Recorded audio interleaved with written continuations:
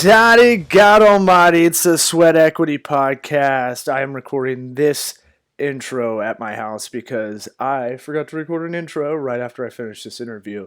Let's do a little house cleaning, little clean sweeping, little. You can hear my dog crying out there like he's been abused.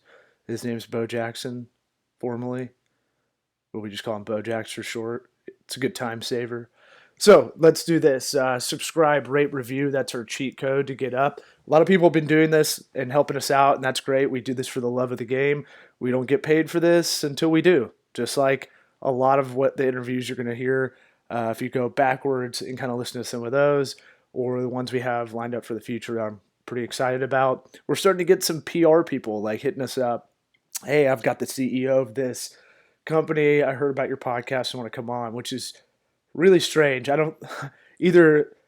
That's a really good sign, or the PR person, and this is more likely, just has never listened to our podcast and just saw the title and thought it would be good. Either way, some cool stuff coming up, and you can tell people about this podcast. Hey, man, I heard about Outkast before they were Outkast. I heard them when they're Southern Playlist at Cadillac Music. That's where you want to be with this podcast.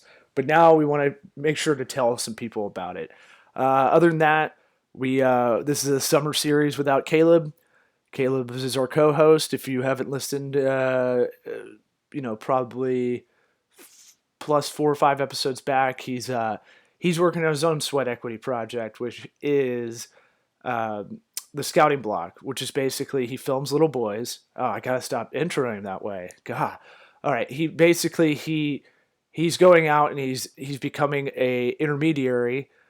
Someone that's helping video baseball players, and then he has the connections to turn around and give them to scouts and coaches. So he's out there working on his kind of passion project, and hopefully something that will, catapult him into entrepreneurship on his own. So we leave the chair open for Caleb. He'll be coming back, I'm sure, in a couple weeks.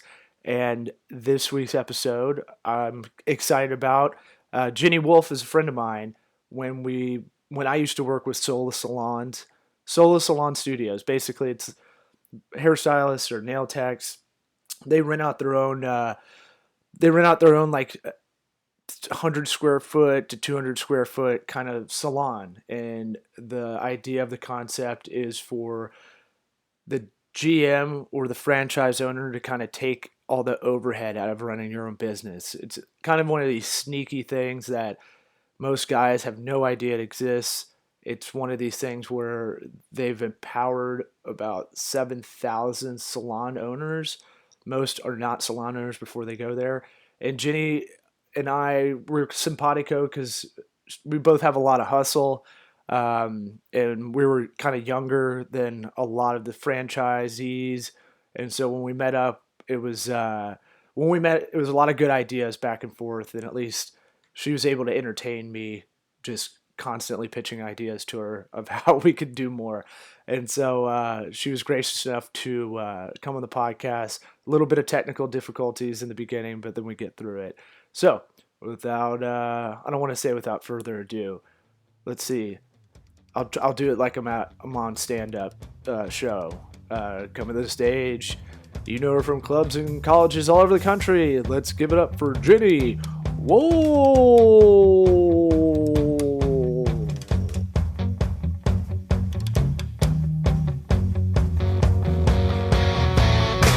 All right. Yeah, so appreciate you calling someone in the office to do this interview. Which, Yeah. We can make a metaphor that, that's kind of your style. I mean, you're just like, look, I don't want to have this guy's earwaxy kind of headphones in there, but I promised you I'd do this. Right. Well, a lot of people don't have that. They'd be like, no, we'll just do this later. That would be a cutoff for a lot of people. So it's kind of interesting how that kind of plays out in real time while we're doing this. But basically you came from a ad agency, I think.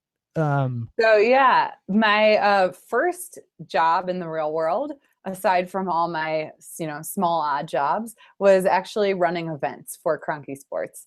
So I think working in the events world really prepared me to shake and move as much as I could in a single day. So I had 5 years of event experience running around the biggest building in Denver, Pepsi Center, doing all sorts of events. Any non-ticketed event came through my department. And I survived the Great Depression layoffs of 2008. And my part-time staff and my boss and my boss's boss were all let go. And the day of the layoffs, I went to the vice president of the company. And the first question he asked me was, well, this is weird because I'm your boss now and I have no idea what you do. So, at 24 years old, I was managing a, huge piece of the business. And, my boss prior to that was, the person who I learned everything from. So I was really thrown to the wolves in that scenario. Cronky Sports not only owned the Pepsi Center, but also owned 2 other venues in town, so a soccer stadium and a small theater in downtown Denver. So there were certain days when I was in all 3 venues in one day, running events all at the same time.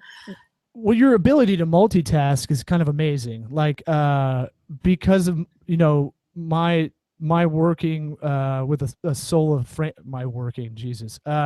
working with a Sola franchise group, and then seeing your efforts on the national level as a franchise marketing director. You have to wear a lot of hats and be like a badass project manager. And I tell everybody, like, you're not, like, people aren't born to be like online marketers, or they're not born to be project managers on a franchise enterprise level. This is kind of just stuff that it's kind of like that grit part is like, figure it out because you have to. Right. What did you want to do, like, growing up? I honestly really didn't know. I thought maybe I wanted to be a teacher and I could not have gone in a more different direction. I was a writing major. So and I was a creative writing major. So, while I read a lot and learned a lot that way, I just learned how to express myself, words. And, I was a sociology minor, so I didn't really know what I was going to do. I used to tell my dad I was going to make the best damn English muffins anyone had ever had. He was not too happy with the English major choice, being that my school had one of the top business schools in the country. And, here I was reading Jane Austen. So, I definitely didn't have a clear path career-wise. I was in college, I wrote for a music magazine. So that was kind of fun and, got me out there. I got to see a lot of music and write about it. And then, I wanted to get into music and events, and that's how I ended up over at Cronky Sports. Cronky Sports sounds like the most Denver kind of kind of business, where it's like, we don't want to be called crunchy, but we want to be just a side of that. Yeah. Well, it is someone's last name. And he owns all the teams here in Denver. And it's actually funny because before I started running the events department at Pepsi Center, I was working for a small music venue in Denver. I was making like $7 an hour. And the bar manager said to me, I know you're not surviving on $7 an hour. And I was like, nope, don't really think I'm surviving quite yet. And she said, well, why don't I get you a job serving beers at the Pepsi Center? So I started out actually like every game night with, Coors banquets, just running down my elbows, running beers out to people watching games. And then 6 months later, I got hired in the events department. So definitely worked my way up there from rags to riches. Yeah. I mean, like that's like our generation kind of has to do, like, I make the joke, like, we're all like Jamaicans in New York. We have to do like 9 jobs, like, before you get to what you really want to like get involved in. But I think that's all good stuff. I think that's all like, you have to know like what sucks, Oh yeah. to know you don't want to do it. Right. Well, and when I went in for my interview to be part of the events team, I didn't have that I was a beer server on my resume. And the guy, one of my favorite people in the whole world, who ended up, how I say it, taking me in off the streets, he said, I heard a rumor that you're a beer runner during games. Why don't you have that on your resume? And I said, well, I'm doing that for money. I'm not really doing that to build my resume. And he said, well, did it ever occur to you that in the events department, we need you to know where all the kitchens are. We need you to know where all the catering pantries are. We need you to know where the entrances to the buildings are and where to go get, carts and different things like that. You need to know where the loading dock is. And I'm like, I just honestly am feeling kind of bad about myself that I'm a beer runner. I didn't really want that on my resume because I've got this other job that I'm the office manager of a music venue, and that at the time seems a little more prestigious. And he was like, actually, I'm going to hire you because you're the beer runner, not because you work in this other office. Really? So yeah, so it was just a testament to not be ashamed of what you're doing to get your life, to take care of yourself and put all the pieces together. And, it was funny because my first day I started right after New Year's at Pepsi Center in my big girl job. And, it was funny because I show up and I'm wearing like my heels and my nice outfit and I've got my radio, and all my server friends were like pissed. They're like, you sell out. What are you doing? I'm like all dressed up nice. I'm like, I work for the other side now. And they were all like, what? So it was just kind of a funny transition for me. But I still got to hang with all them and, be at all the games and be there in one of the most exciting venues in Denver. So it was a lot of fun. Yeah. And I think that's that thing of being authentic to like, it's a good thing he asked about that, or like whoever was hiring you was a little bit more inquisitive about what you're doing. I always say, like, I'm starting to get a lot of resumes now for people that want to work with us, and I don't care. I mean, I know I'm kind of a little bit different than most, I'd say, about kind of business, but I would say I don't give a shit about school, really. Like, I think that's cool. I think it's a good thing. I don't think it's a negative if you didn't go. Like, to me, it's more about like, what did you fill your day up with when you were struggling? Were you like, military people were great if they got out and kept doing a lot of stuff as soon as they got out. Now, I know that's a lot easier. I'm going to preface that for anybody that's listening. That's like, well, it's hard for a lot of military people to get jobs. I'm saying the people that they feel they're 18, 19, 20. I don't care if you go to college or not, as long as you're learning stuff along the way. Like, hey, I did 3 jobs, but one of them was an assistant for a law firm, a runner, and they taught me, how payroll actually works in a business, how, accounts receivable works, those kind of things where you're getting all the meat off the buffalo of the business you're working for. Yeah. I don't know if that wasn't a question. I didn't end on a question for you, but no, I totally agree. And, I think that the times you learn different things, there were times, so you mentioned, when we started, where I learned how to do marketing was working for an agency. So after about 5 years at Kroenke, I moved over to a really awesome boutique agency called Motive. We're a creative shop here in Denver. We also have an office in New York. And I interviewed 6 times.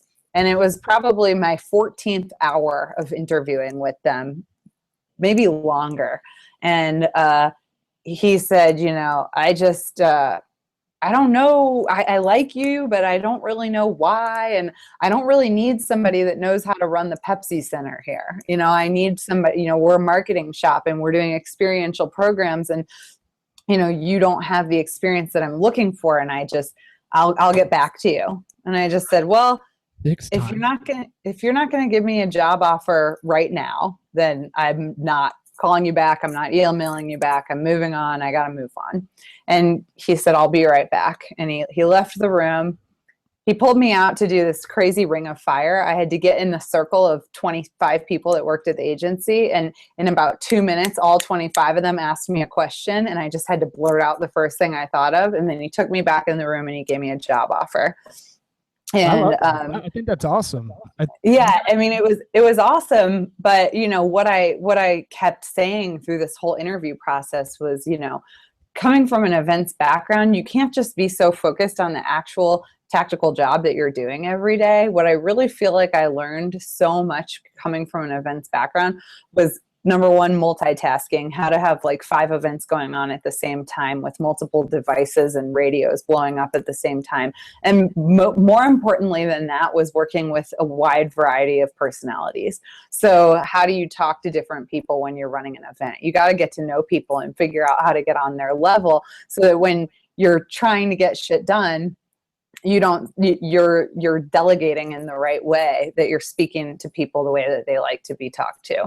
So I said, you've no idea the amount of personalities that I've worked with and that I've figured out how to get along with.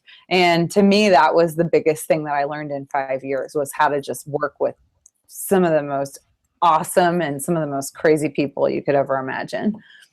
Yeah, I think that's really valuable too, is like, yeah, you can learn how to be an event coordinator from a scheduling and coordinating part, but there's the human interaction part where it's not like you got to play people. It's like, I say, you got to play to the person. Like, you're not trying to swindle them. No, not at all. But I could tell you got to know when your production manager is coming off a, you know, 3-day Madonna show, you might go to get your own flip chart this day, or you might go, you know, just grab their keys and offer to take it off their plate or whatever it's going to be that day. Or your catering staff, you know that they were there running a wedding the night before till 2 a.m. Like, some of the ways that you just have to work with people is different. And also getting to know people. Some people like directness. Some people just want to be told what to do. They don't want you to beat around the bush and try to be all fun and friendly with them. They're like, how many tables do you need? And then there are other people that want you to be fun and friendly with them, because if you just say, they're like, you're a bitch. You know? So you just have to figure out the way that people like to, you know, be worked, you know, how they like to work together. Yeah, and that's something that's I think experience learning again gets you that mode of, like, you know, and I get this a lot actually, because I tell people, yeah, I've been doing stand up for like 10, 11 years, and they're like, what? You haven't said anything funny. And I'm like, well, do you want your business done with a guy that's always trying to make a dick joke, or do you want me to get shit done for you? And right. I'll hang out after hours, when I'm not on the clock. I'll hang out and I'll drink beers and tell jokes or do stage. You can come to the show, but when it comes down to business, in the long run, you may like that in the beginning, but you won't like it when it gets in the weeds. Because what comes back to me, and it's happened a couple of times, is like, I see you out every night doing gigs and stuff. I don't think you're working on my stuff. And I'm like, no, I'll show you exactly everything. I take this very seriously, you know? And I think that's super important. Like, be good in the room kind of stuff, and play off of people's personalities. The best thing I tell everybody this is the best thing I ever did. And I've told probably 200 people to do this, and only one of my friends has done it, is to take an improv class. And I know I'm a comedy nerd and like love everything comedy based growing up, but I'm saying, like, I tell everybody this, that's like, I need to do the Dale Carnegie kind of like Toastmaster whatever stuff. And I think that's good in a formal, if you're doing a TED talk. Yeah, sure. Yeah. But I feel like the one guy that did it, the one friend of mine that did it, he did a 6 or 8 week course or whatever. It really breaks you down.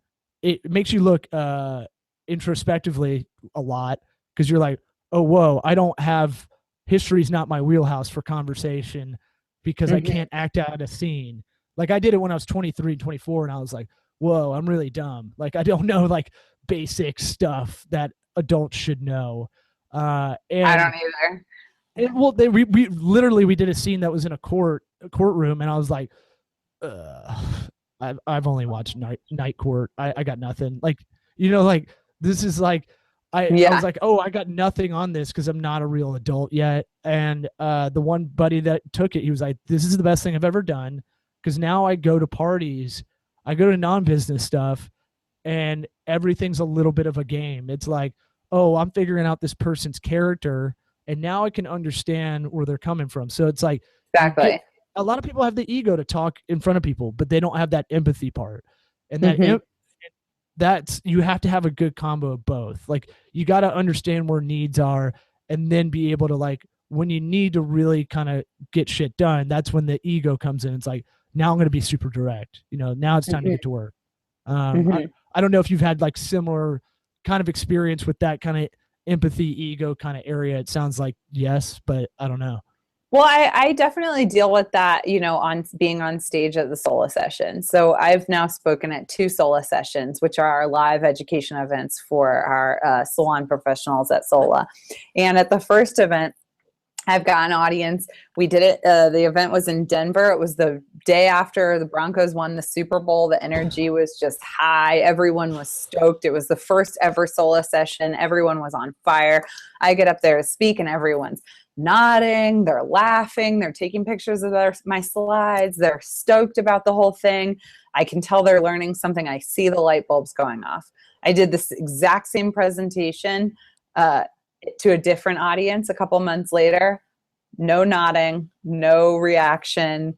It was a lot harder for me being on stage in that setting, which, seeing in an improv environment, I can see how you probably feel that way.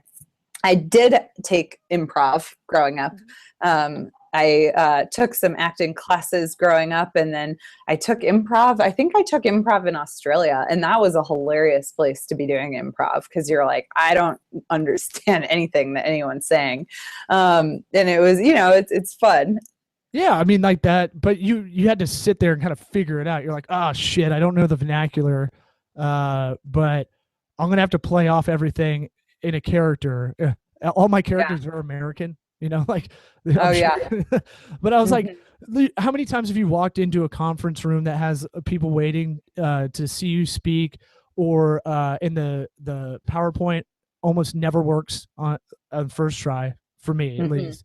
Video conference almost never works for me on the first go around, just like kind of when we were starting this. Right. Like, how many times have you walked in to give a speech, and like you were told,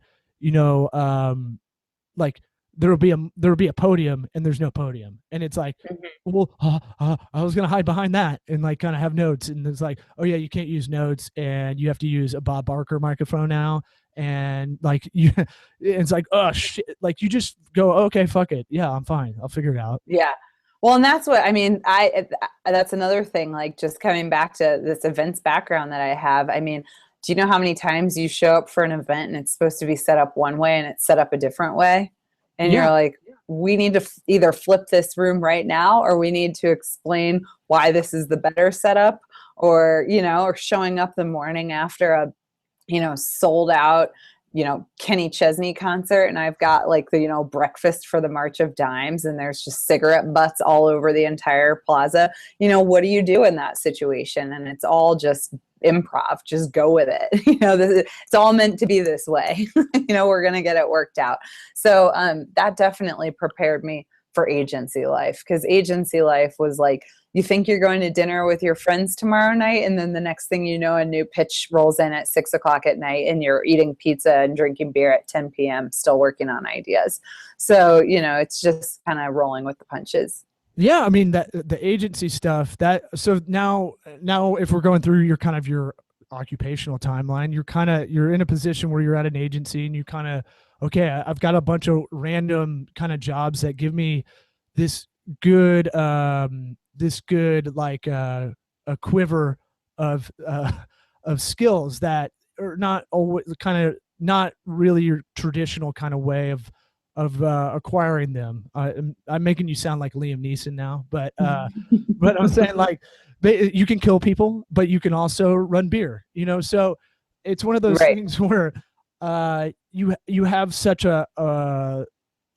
a good diverse path that helps you when you're at an agency, because you've already had the fuck it, get it done kind of attitude, but you also have like, you're not like, I want banker's hours, like going to an agency, you're going to have a lot of sacrifice. And a lot of that's going to come through in those late nights where like pizza and beer just barely is like just one plus and many, many minuses while you're there. Like, it's like you've been sitting in a room, you can't get, you get blinders on when you do creative stuff in collaboration. I've been in those rooms. It's really tough and it's really frustrating. And for whatever reason, it's always a little sweaty, no matter how cold the AC is.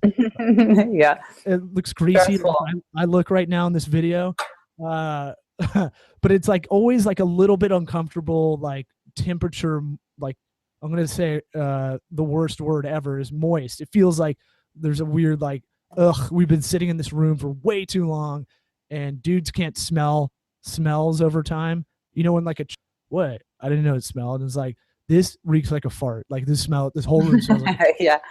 Like it's like that's that kind of stench that's like can be in those like grinded out war room meetings. And you have to have the attitude going in. It's like, yeah, whatever gets done, we have to do it. Like this is I want to be successful, thus I have to sacrifice. Is there any kind of stories that you have from the agency experience that you think can tell anybody that, I kind of talk about this podcast in the way of like, there's a lot of people our age that don't know what they want to do.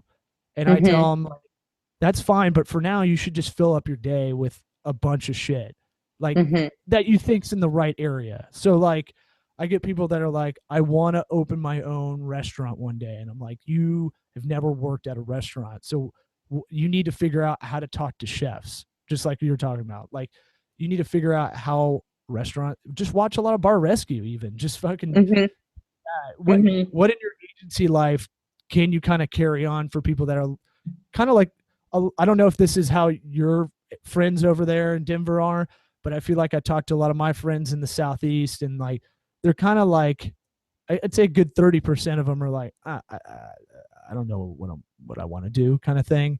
And don't know which way to go. Yeah.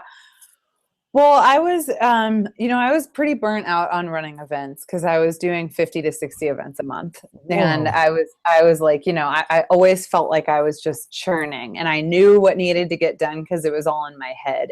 I didn't need it on a piece of paper. And, it was really fun when I was in my early 20s. And then I was like, I'm ready to like, and I know going to an agency, you still work a ton of hours, but it's still a little bit different than being in events where, you have games every weekend and breakfast every morning. I'm like, I don't want to be like up at 5 o'clock in the morning and then at a wedding the next night, working it. And, I want to learn something new. And it was really hard to break out of events. I looked all over the board, do I want to get into nonprofits, agency, marketing? Do I want to do more writing? Do I want to stay in events? And I was interviewing and meeting all sorts of people. I mean, if I couldn't get an interview, I'd take them out for coffee, and I just met as many people as I could.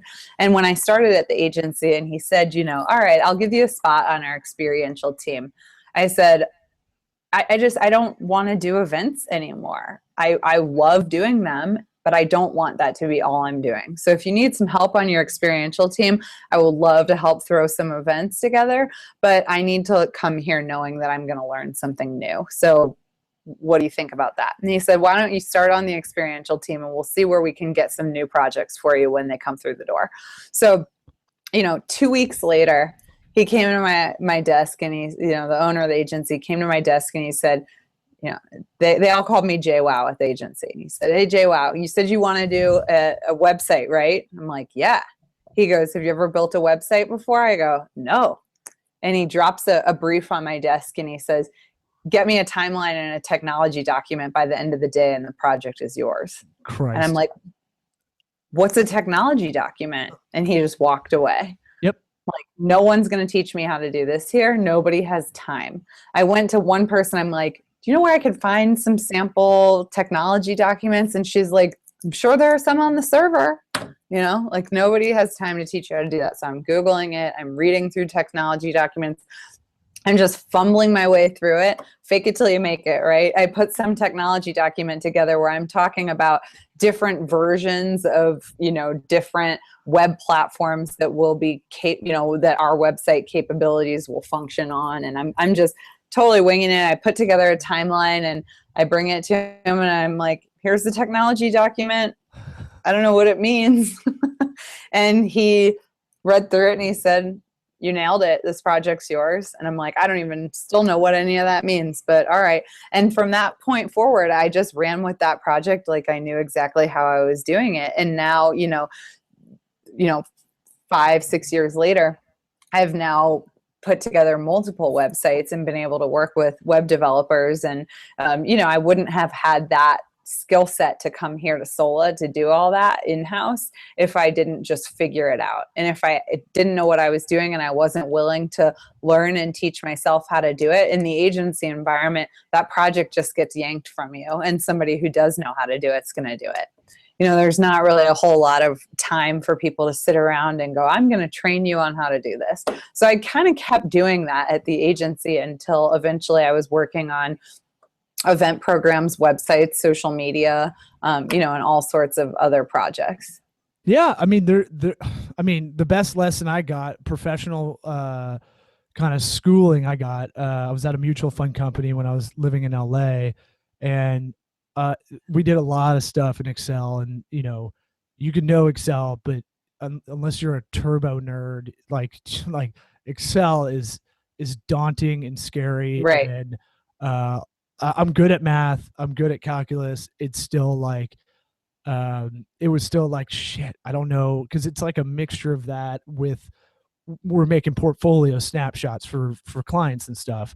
And I was like, I wanted to learn more. And I was like, hey, can you guys, I don't want to be a grunt. I was 21 or 22 or something. I was like, first job out of college. And I was like, oh, I want to do more. I want to get to where you all are, but I know the route is going to be making client portfolios. And I'd be like, hey, how do you do that VLOOKUP formula in Excel? And a guy came over to my desk. He's like, oh, let me show you. And he came over and typed in Google, and he's like, fucking figure it out yourself. And then just walked away. And I was like, oh man, ouch. And like 3 dudes are right, it's an open kind of seating bullpen, and they're like, oh, like in your like almost cafeteria style, like you got just fucking worked. And I was like, you know what? For me, I learn better that way by someone going, maybe it's that negative reinforcement. Some people like positive reinforcement. I think that was one of the best things I've ever had happen to me, work-wise. And so that's what I tell people. We kind of live in this weird generation where like, you can literally almost look up everything. Like right. It takes a little patience. There's a lot of misinformation, disinformation you have to kind of navigate through. But every dickhole has made like a YouTube tutorial on how to do something because they want a little like, hey, check me out. I'm a professional at this. I learned how to do website development. I learned graphic design theory. I learned project management strategy, all by free stuff online that you got to use your gut and go, okay, I think this is correct. Asana looks like this guy's project management tool, like the way he talks about it. Mm-hmm.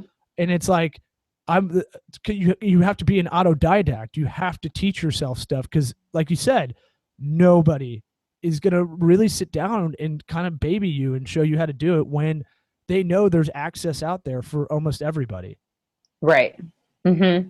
Yeah. I mean, and it sounds like you had to have that moment where it's like, all right. And maybe you were trying to call people too to figure out what that website timeline looks like, but they still couldn't help you probably within a work day. So it was like, all right, just, close. I need to get quiet and just sit there and figure this shit out. And I love that. Right. I think that's a great story for people to hear. Cause now you're kind of a really young marketing director of marketing for a huge franchise that a lot of people publicly don't know about unless they get their hair did a lot. Yeah. And I think Yeah. all those things matter, to get you to where you are now. And your position is one that, usually they want someone with 15 years more experience just because they think they need someone with 15 years more experience, which kills me. But like you're in a role that the, for, and if I don't do this in the pre part of the show, when I do the intro, basically Sola is a salon studio concept where it's a lot of stylists. What is it, about 90% stylists, something like that? Yeah, about 85% hairdressers. And they run their own business out of a salon studio concept. So, it's a great business model that where the overhead's taken out of their hands. They don't have to deal with repairs and maintenance. They don't have to deal with the Wi-Fi goes out. They don't have to deal with any of that. The bathrooms, it's a common area, just like you would with an office that had a common bathroom down the hall. And now I'm finding out more and more that Sola is 11 years old, 12, somewhere in there. Yeah, 12 years old this July. And now 7,000. There's you call it salon professionals. I thought better marketing was salon owners, but I'm sure there was some dictation about that. Why we call them what we call them, but I think that's a testament because you came along 3 years ago? 3 years ago. And it's seen a lot more franchise locations open, but also keeping that branding. It's not just a franchise as some people think about it, where that's almost an ugly word for a lot of people. It has a lot of heart. Me too. well, I mean, but I'm saying franchises, people, the first thing people think about is like McDonald's, and I'm trying to say no, this concept doesn't work unless there's a little bit of heart in with each franchise location. It has to have that. Of course. Well, it's entrepreneurial spirit all around. Our franchisees have it, our managers have it, and then our stylists obviously have it. So it's about empowering people to own their own businesses, and that's essentially what our franchisees are doing. Yeah, and basically I love the entrepreneurship aspect when I was working with a franchise group in the Southeast, and it was one of those things where it's like, oh yeah, because I get a lot of guff. I got to tell people yeah, I know what I'm doing with small business consulting. And then I think about it and I was like, oh yeah, I basically was a kind of a consultant for about 40 small businesses at my time working the Tampa Bay stores. And yeah, absolutely. You have to walk people that normally don't have that professional they don't have anybody to look to usually. And that was kind of a lot of it was like, hey, you may want to consider Aflac insurance, supplemental insurance, if you break your hand, those kind of things where no one's going to tap them on the shoulder to give them that extra kind of advice. And I guess my question for you is kind of like, now it's growing. The concept is becoming a little bit more understood.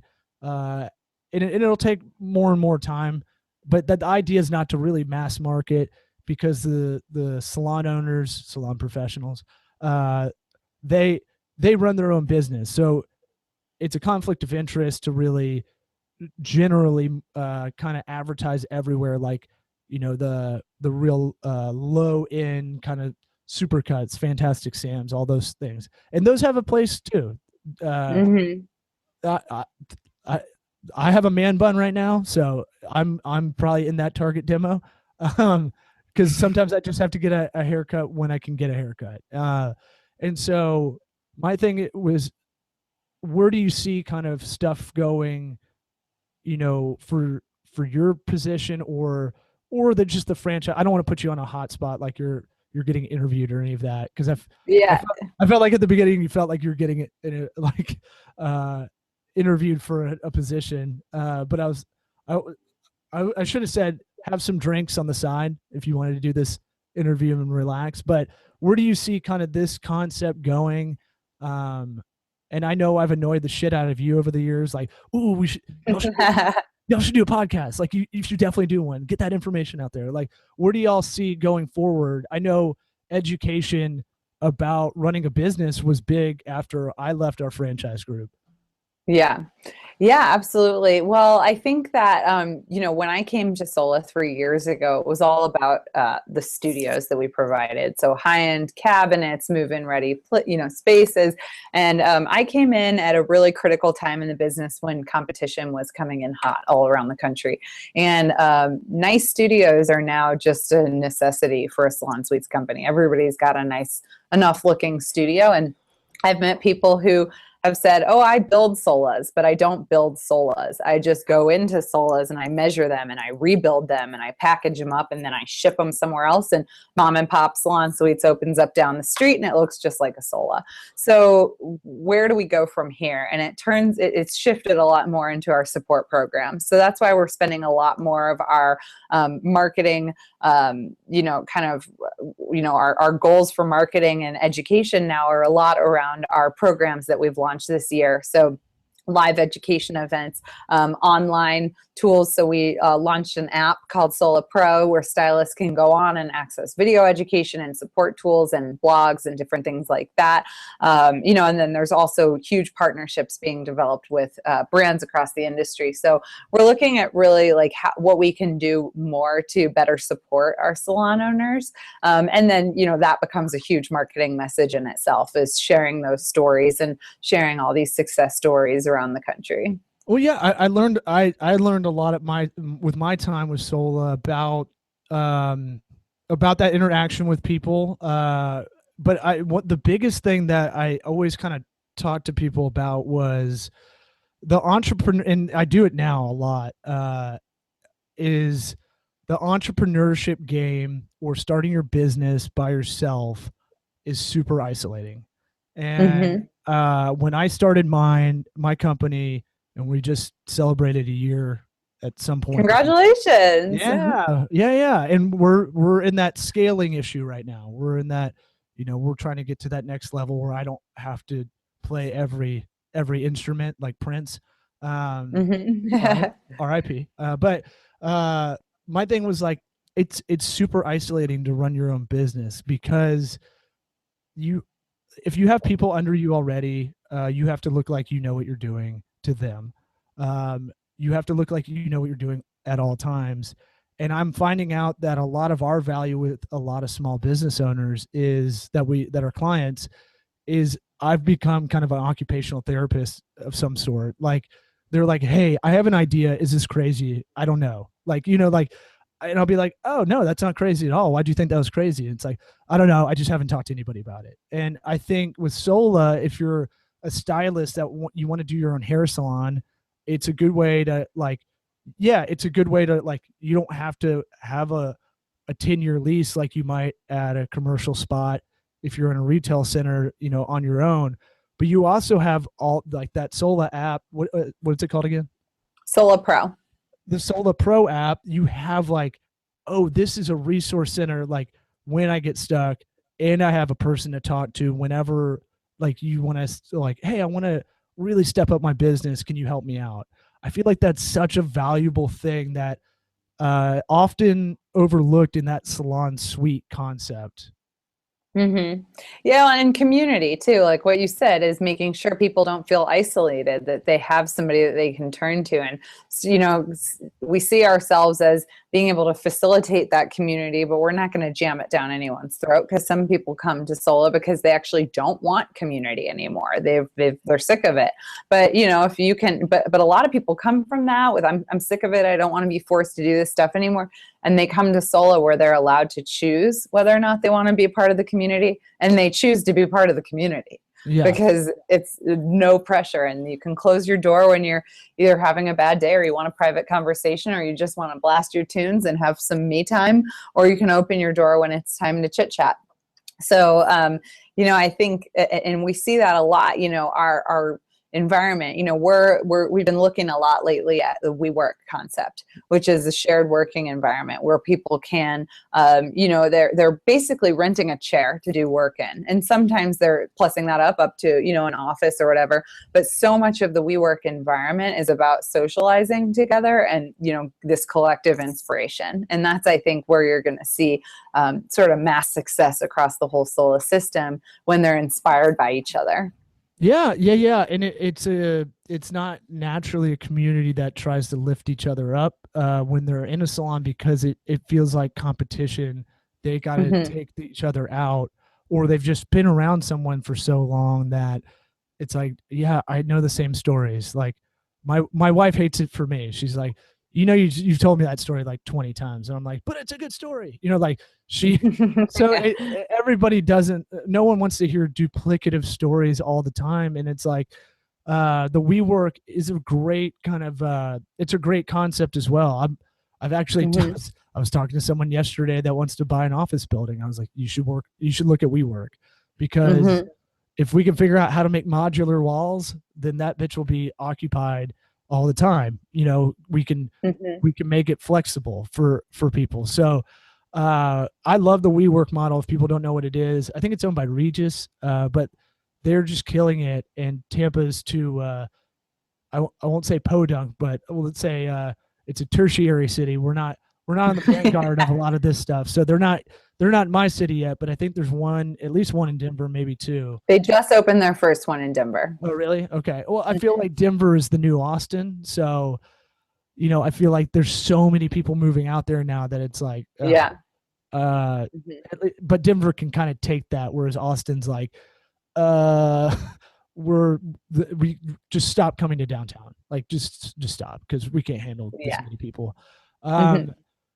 Do you feel good about this podcast episode? How do you feel about it? I want to make sure you're comfortable and like you got out anything that you wanted to say that maybe I didn't touch on. Well, I know we shared some advice, and you shared what your best advice was in the workplace. And, one of the best pieces of advice I ever got in the workplace was an old boss over at the Pepsi Center. He said to me, why I love working with you is because you always come to the table with solutions and everyone else comes to the table with problems. So if you can just think about a problem and identify your top 3 solutions before you even go talk to anybody else about it, and that could be in your personal life or in your, while you're looking for a job or whatever else it is, people don't want to be handling someone else's problems or fixing their mess. So that's definitely the best piece of advice I ever got. And I think about that all the time. Anytime there's a monkey wrench thrown in, I'm like, okay, what are my possible solutions right now before I even think about the problem too much? Yeah. I tell people that a lot. I kind of think, I use Ralphie May as one of his quotes is like, be prepared to be ready kind of stuff. And I kind of don't count on, I tried to not count on a lot of, I count on something fucking up, even if it's a really reliable person. Even if you and I were doing something collaborative, you never know. You could get sick or be out, or, I could. And then, there's no contingency solutions right there. Like we're doing a rebrand design, like web design and rebrand for a company. And like, I'd be like, what do you think about these concepts? And it'd be like, yeah, I don't like that. And I'm like, okay, that's okay. That's one half of the opinion I need. I need like, what do you want to see after that? Right. And I feel like a lot of people do respond with those kind of answers where it's like, he should have been thinking ahead a little bit. Like, this is kind of what I wanted to see out of that. Does that make sense? Absolutely. Or, I don't like that that's not feedback to me. You have to explain why you don't like something or what you would have expected on the other side. And then there want to go. Go ahead. Sorry. There are plenty of times when I either read an article or, see something and I'm like, I don't like it. But I know that I'm not going to reply to somebody and say, I don't like it, and expect that the next round is going to just read my mind that I haven't even thought about yet. You have to really explain why it is that you don't like something and, fix it. Yeah. Yeah. I mean, like, come up. Yeah. Don't come to the table like, ugh, I don't like that. That's gross. Like, okay, well, what's your solution to X, Y, and Z? Right. We're seeing it a lot with politics and like the weird kind of, I'm on this team kind of thing. With like everybody wants to be on a team. Most Americans do. That's kind of, Yeah. trying to write a bit about it. I can't get it because I can't do it without being too negative, and I'm not very political. So it's kind of like, I might just throw this away. But it's like everybody wants to be on a team, and we're seeing it in this race where it's really heated, and it's like, well, I don't like what Hillary's doing because I don't like her pantsuit. And you're like, okay, but what don't you like about like her stuff specifically? And so it's like, okay, and then how would you want to change that policy she's kind of throwing out there? And never get to that last part. And so I feel like a lot of people want to give an opinion, but it's usually a shitty opinion. Because it's not like calculated. It's not well thought out, even for a second. It's just like, ew, gross. I don't like this. I am gluten free. And then you're like, well, what else would you like to eat? And it's like, I don't know. And you're like, okay, well, go fuck yourself. You're on your own. Yeah. That's why I don't really share my opinion on politics. Okay. Yeah. I mean, I wish I didn't have that impulsive behavior to kind of throw stuff out there on social media sometimes, but well, I like the fervor sometimes. I like creating chaos that is not going to hurt anybody. Anything you want to, we usually end by asking for advice, and you already kind of threw it out there. Anything else you want to, any talking points, anything you just wanted to get out there, or any other advice you're more than welcome to throw out there. Just fake it till you make it. I like it. I think you have to. And I think you have to believe in yourself. So it's like totally. It's like a fake way of getting confidence in yourself sometimes and being like, I tell everybody, like, when every job, I'm just like, when you want to get to that next step, I was like, I'll figure it out. Like, but I got to act like I can do it. It's like, hey, you got to figure out e-commerce logistics and how it goes to our shipping. And it's like, yeah, I got it. And then I turn around and like dry heave. But I would just go, yeah, I got it. And then it might take me all weekend and I might burn that, but now I have that skill. And I think if we took anything away from your kind of story and having you on is kind of like, work a lot to be able to be a multitasker, to think ahead, to figure out how to delegate when you're at your position. And, you have a better disposition than I do. You're a lot nicer than I am. I'm not always that nice, but I try. Yeah, but generally you're a lot nicer than I am. I'll be like, yeah, go, cut it, bye. And then like people are like, that guy's such a dick. I'm like, whatever. We got a lot of stuff going on. So thank you for coming on. I hope. Thanks for having me. This is awesome. I hope this audio comes out correctly. I'm sweating right now. But I think it will. I think it will be good. I'm no producer, but seriously. Well, if we do it again, I won't act like I'm at a job interview. No, you're fine. I was just saying, like, I can feel like you're representing the company you're working for, and I wanted to have you on for you because I know how you function. And so, I talked more about my first job than I did about my current job. That's the point. That's we want to see the hustle. This is not your 4-hour body workout, Tim Ferriss. We want to be the opposite of that. I don't want the visionary. I don't want the visionary stuff with you on a turtleneck talking about you have to think openly. I want like, hey, I was a beer server, and I should have, when I had that interview, I should have seen that as value and not a negative point. So right, absolutely. I think those things are what people are taking away. And honestly, we don't have a crazy amount of listeners, about 500 to 1,000, give or take per episode. But the people that listen really like the advice because we have, again, that age group that is a lot of our friends that are just kind of like, God, I got to get out of this job. I want to do something else. They know or they don't know, but they know they need to go in a different direction. So I think your advice was really good for this episode. And thanks for coming on, dude. Well, thank you. Well, good to talk to you. And happy anniversary again, 1 year. That's exciting. Yeah. If if you saw my dry board behind me, a little bit to the other side, you'd be like, "Oh wow, he's really losing his mind in there." But it's a good problem to have. You can see my office behind me. You can see I'm probably losing my mind a little too, but that's good. It looks clean as I shit. get bored if I'm not losing my mind a little bit. I agree. It's good to make yourself a little panicky. So, right. Can't close that out in any better way. Thank you for coming on, and Mazel Tov. I'll talk to you later. All right. Bye.